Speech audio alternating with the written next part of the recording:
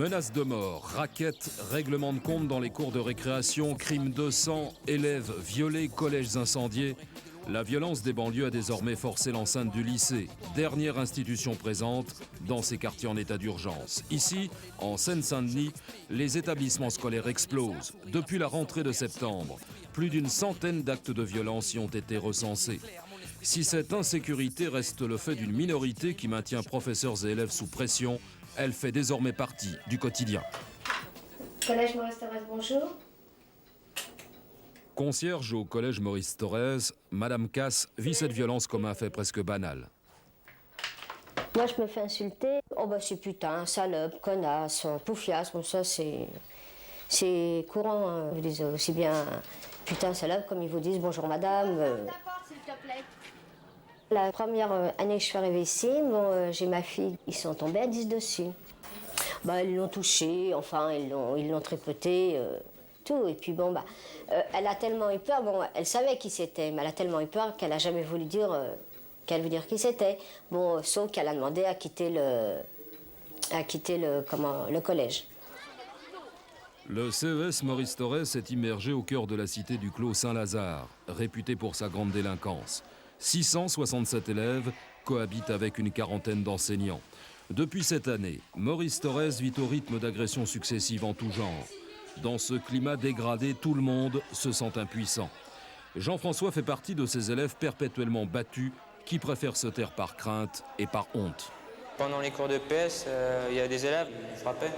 Quand il y en avait un, il y avait les autres qui arrivaient sur nous aussi.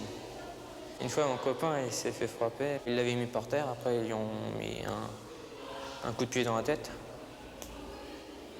Ou sinon, ils essayaient de raqueter les 5e, les 6e aussi, des fois. Après, si on le disait à un prof, hop, il disait qu'il nous attendrait dehors à la sortie. Et vos parents, est-ce que vous le disiez? Non. Parce qu'on avait peur qu'ils s'inquiètent pour nous. Parce qu'après, les parents, ils viennent à l'école, ils se demandent qu'est-ce qui se passe. Forts de l'exemple de leur grand frère sorti de l'école sans emploi, la plupart de ces jeunes suivent leurs traces dans la cité. C'est elle qui bâtit leurs références et leur code de vie jusque dans le collège, comme la drogue, fournie par les dealers du quartier, que les élèves consomment et revendent dans des endroits retirés du CES ou aux portes même de l'établissement. Oui, madame. Oui, c'est d'ici? Non, j'ai pas de touché. T'en as pas? Sur la fenêtre, j'ai pas de touché. Si t'en as, tu le vends combien? Si t'en as, tu le vends combien? 10 queues. 10 queues? Non, mais ça dépend. Un beau mortel? Hein? Un beau mortel? Tu vas en acheter. Bah arrête. C'est qui? Tu l'achètes à qui? Tu le dis pas? Tu dis pas à qui? Une meuf, elle te le donne. Et elle l'a comme ça? Non, mais c'est parce que c'est sur un frère. Elle en a plein et elle me donne et tout ça. Tranquille, hein. Même quand ils ne sont pas consommateurs, les élèves connaissent les règles du trafic, mais peu d'entre eux acceptent d'en parler. Warda, elle, n'hésite pas. C'est ici, derrière préfabriqué, que tout le monde fume le shit, que tout le monde fait ses magouilles. On voit tout ici. De l'héroïne, non, c'est pas encore cet étage ici. C'est encore pour les plus grands. Vous avez pas peur de vous faire prendre? Non, parce que les professeurs, la direction, quoi, ils pensent pas directement à ça.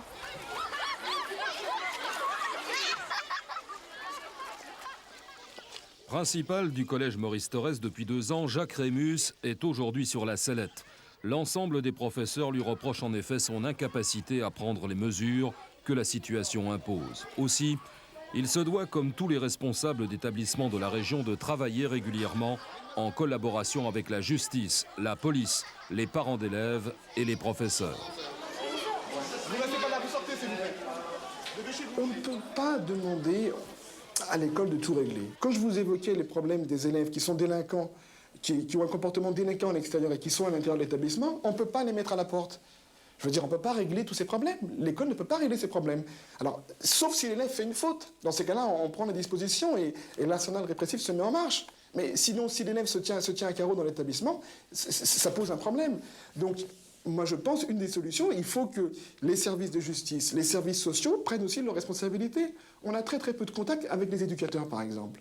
Et ça, c'est important. Moi, j'ai même entendu que dans un autre établissement, il y avait une élève qui avait été violée par un autre élève et qu'une des mesures éducatives qu'a pris le tribunal, c'était la rescolarisation à 200 mètres de l'établissement. Ça me paraît un petit peu aberrant, quelque part. À quelques rues du CES Maurice Thorez, autre zone sensible, le lycée Jules Marais. Il représente l'ultime issue scolaire pour une majorité d'élèves rejetés par tous les autres établissements. Si pour beaucoup de prédélinquants c'est la dernière chance d'intégration sociale, ce lycée est devenu aussi le carrefour d'un business florissant. Ici, tout s'achète et tout se vend. C'est un truc hyper bien, il y a de la soie et tout, je sais pas si t'as vu ça. C'est quoi? C'est un ensemble short avec le haut. Ça t'intéresse? T'aimes pas trop? Sérieux? Tu vois pas quelqu'un qui pourrait ça... Bah je sais pas. À qui ça intéresserait quoi? Bah, Tu vois pas? Le haut il est comment? Ah, le haut il est chouette. Sinon attends, sinon j'ai des trucs. Là j'ai vendu beaucoup des copines. C'est des hauts, ils sont enfin pas courts, tu sais, qui arrivent juste à la taille. Et c'est des trucs à rayures, rouges, bleus, des trucs super mignons pour l'été. Je les faisais à 50 balles.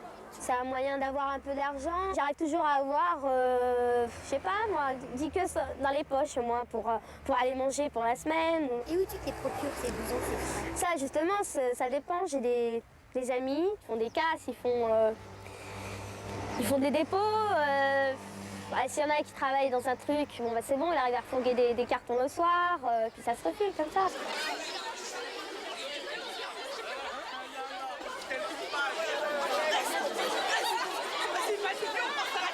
Ceux qui volent aussi, ils obtiennent, si vous voulez, tout ce qu'ils veulent. Déjà, quand on vole, on n'a plus d'argent. C'est l'argent facile, quoi. On n'a plus qu'à voler quelque chose, après on le revend. On a de l'argent vite fait. Et puis ici, aussi, ils ne se mettent pas dans la tête qu'on peut gagner de l'argent autrement. Ils veulent tout vite fait, si vous voulez. Si quelqu'un va à l'école, par exemple, aujourd'hui, et puis son copain, il ne va pas. Le soir, quand il rentrera sur l'école, il verra qu'il a été à l'école, mais sans plus, et que l'autre, le soir, il lui dira, voilà, j'ai volé ça, j'ai volé ça, j'ai volé ça. Donc l'autre, il verra qu'il n'a rien gagné pendant toute sa journée, et que l'autre personnage, il a tout. Et quand tu vois leurs parents sans argent, qui ne sont pas habillés comme les autres, ils sont obligés de voler. Et puis, c'est pas aussi l'incitation des parents, c'est que les parents, ils ferment les yeux. Ce jour-là, un surveillant du collège Maurice Thorez s'est fait agresser à la sortie des cours par un élève qui n'avait pas, disons, apprécié sa manière de lui parler. Résultat, un coup de tête, une fracture du nez et plusieurs points de suture. Sérieux? Ouais, bah tu sais, c'est qui Francky, le petit vol? Ouais, c'est le nouveau go. Vache crâne.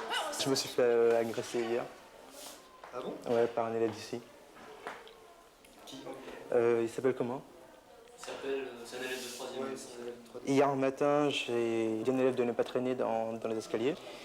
Et ça s'est résulté que hier soir, en rentrant chez moi, je me suis fait agresser à l'arrêt du bus, qui est en face du collège. Un élève m'a craché dessus. Et sur ce, je suis descendu du bus, mais pour me défendre. Le bus est parti en emportant mes 2 autres collègues. Et là, il y a trois de ses complices, mais qui m'ont tenu. Et lui, il m'a donné un coup de boule. Choqués par cette agression, les surveillants réunissent les élèves. Une tentative de dialogue. Quand on fait une menace verbale, ça doit fatalement se terminer par quelque chose qui est aussi important qu'un nez cassé. Ça a un rapport avec la chose ou c'est vraiment trop un nez cassé pour une menace? Vous dites que vous n'avez jamais le mot à dire. Mais la preuve que non, puisqu'on vous a réunis, on aurait pu ne pas le faire. On vous a réunis pour vous entendre, pour vous écouter, pour vous laisser parler, pour trouver des solutions. Jamais il y aura des choses, jamais. Ça sert à rien qu'on parle de toute façon. À chaque fois qu'on va parler, vous dites oui, après il y a jamais. Mais j'étais dans le bus. Mais je suis... Les surveillants témoins de l'agression ont été eux-mêmes menacés de mort par l'élève et ses complices. Toutefois, ils refusent de baisser les bras. Mais pour la plupart des adolescents, les pions ne sont que les garants de l'ordre avec qui toute communication est impossible.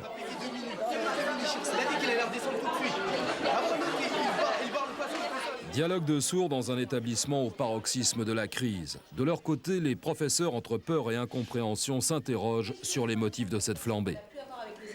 Ça fait 18 mois qu'on entend exactement le même discours. Peut-être qu'il vous a injurié, peut-être qu'il s'est passé quelque chose, mais de toute façon, vous avez d'abord fait une erreur. À la limite, on devrait tous faire de la boxe style et leur casser la figure, ça serait normal. Tu leur dis, mais on n'est pas des robots, on n'est pas là pour ça. Et non, pour eux, c'est pas... C'était paranoïaque. C'était avec... Quand je disais que c'était un être dangereux, Je me suis fait traiter de paranoïaque. On m'a dit que, bon, que j'étais vrai, que ceci, que cela, c'était pas quelqu'un de dangereux. En fait, c'est quelqu'un de dangereux. Et puis, il y en a d'autres, il faut le savoir. La Seine-Saint-Denis détient l'un des taux records en matière de congés maladie chez les enseignants. Motif, ils ont peur de leurs élèves. Michel Stefkovic est professeur d'histoire-géographie. Depuis peu au collège Maurice Thorez, il fait partie de ces jeunes enseignants parachutés en zone d'éducation prioritaire. On a des enfants en face de nous qui ont besoin de nous, qui ne sont pas aidés par leur milieu familial, il faut bien le reconnaître. Ils ne sont pas nés dans le 16e. Et ces enfants, eh bien, ils n'ont que l'école pour s'en sortir. Ça nous mine de voir qu'on ne peut pas faire notre travail dans des conditions correctes à cause de quelques éléments qui n'ont pas leur place au collège.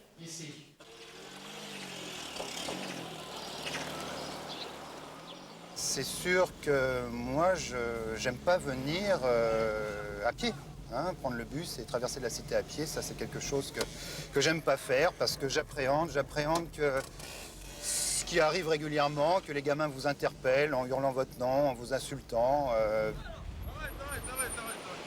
Arrête-toi.